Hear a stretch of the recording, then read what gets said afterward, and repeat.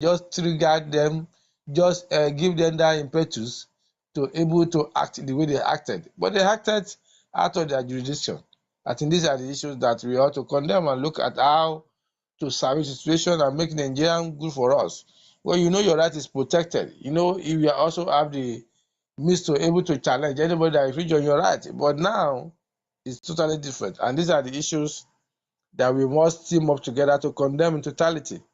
That is, our DSS need to act decently. At least Nigeria is not a banana country. It's not a jungle. It's a country controlled by law, and the law must be respected by everybody. Sablu, are you with me? Yeah, I'm here. You can go on for a while. I'm trying to make sure that other platform is seeing this. Okay, and that's it.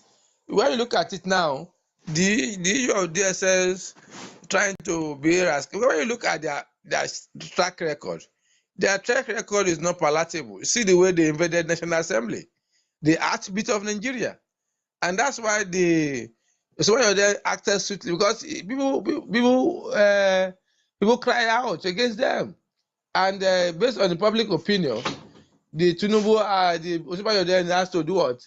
Acted sweetly to put them the way they belong. The head of the DSS then was removed in the person of Daura. I can't remember his first name, but his name is Daura. He was removed from office. And the cabals within the presidency then, they were not happy with it. And that's why they castrated Osinbajo politically in the second term of Buhari. You know, Buhari is just a kind of a figurehead. As far as I'm concerned, but politically, it's not so active that way.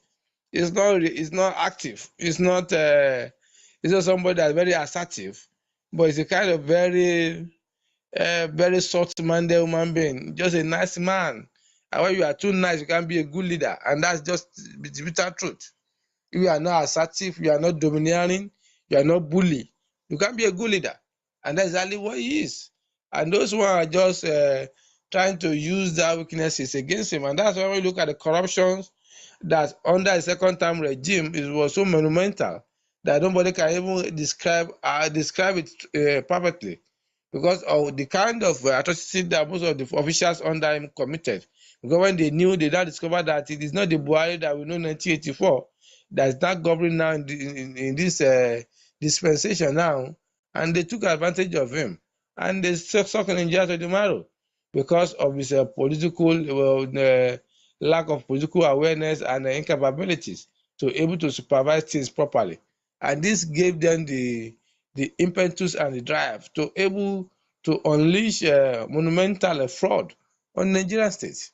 And this has been the kind of minus to the Buhari administration, and which I too myself am shocked by the attitude of these people that are trusted with responsibility and how they try to turn things for their own people alone.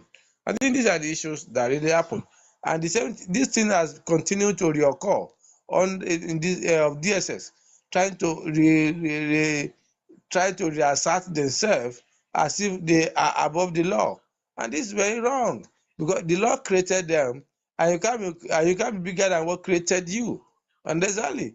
And when you look at even their historical background, they have been existing even before Nigeria gained independence, but they have been metamorphosed into something reasonable under the Buhari then, when they were created to address some domestic issues, and which were properly nurtured in 1999. They were properly defined in 1999 under Obasanjo regime. And one of their duties is to provide intelligence security for the nation, not to be the one to arrest somebody and take into court.